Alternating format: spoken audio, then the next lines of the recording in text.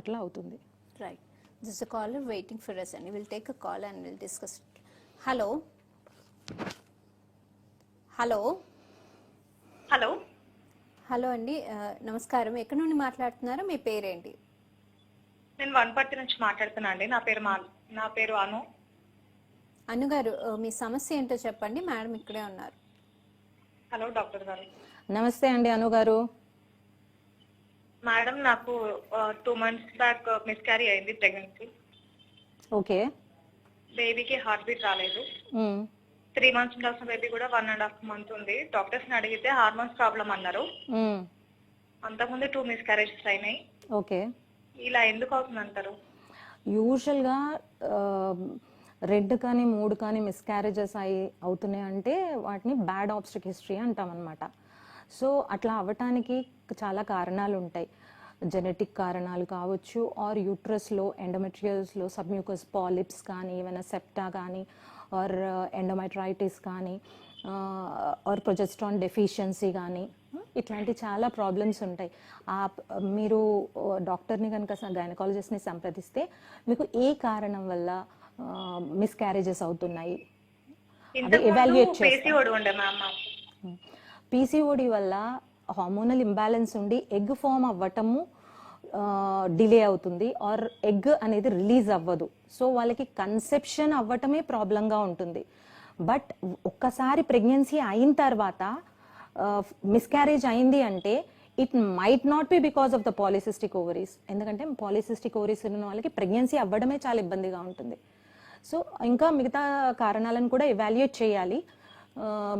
Ultrasound చేసి దాంట్లో మీకు హిస్ట్రోస్కోపీ చేయడం వల్ల యూట్రస్ లోపల లైనింగ్ ఎట్లా ఉంది, గర్భాశయం ఎట్లా ఉంది, ద హార్మోన్స్ ఎట్లా ఉన్నాయి, అవన్నీ అసెస్ చేసిన తర్వాత మీరు వాటికి తగిన ట్రీట్మెంట్ తీసుకుంటే డెఫినెట్గా పిల్లలయ్యే అవకాశాలు ఉంటాయి. థ్యాంక్ యూ వెరీ మచ్ అండి.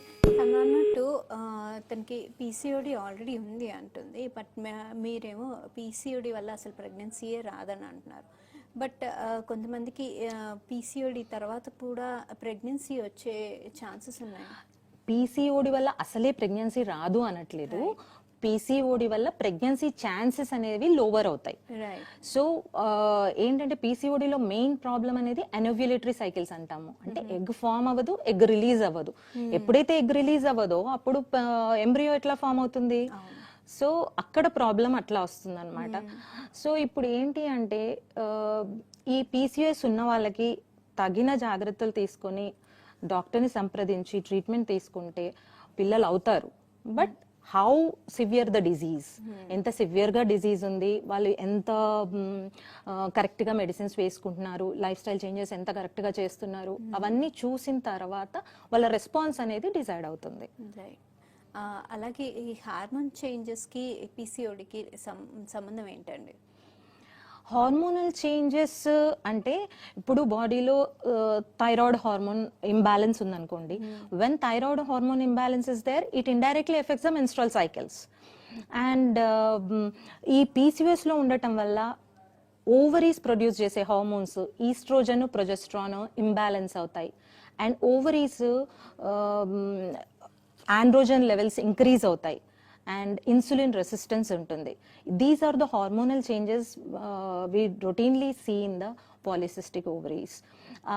ఉన్న సెల్స్ కూడా ఇన్సులిన్కి హై రెసిస్టెన్స్ ఉండటం వల్ల డయాబెటీస్ అవుతుంది, వాటి వల్ల ఒబెసిటీ అవుతుంది. ఆ ఒబెసిటీతో మళ్ళీ ఆండ్రోజన్స్ ఎక్కువ రావటము, మళ్ళీ ఇంబ్యాలెన్స్ ఆఫ్ ఎఫ్ఎస్హెచ్ఎల్హెచ్ కానీ ఈస్ట్రోజన్ ప్రొజెస్ట్రాన్ కానీ ఇంబ్యాలెన్స్ అవ్వటం, ఇవన్నీ అనేవి ఒకదానికొకటి ఇంటర్ రిలేటెడ్ కనెక్టెడ్ లింక్స్ ఉంటాయి అన్నమాట.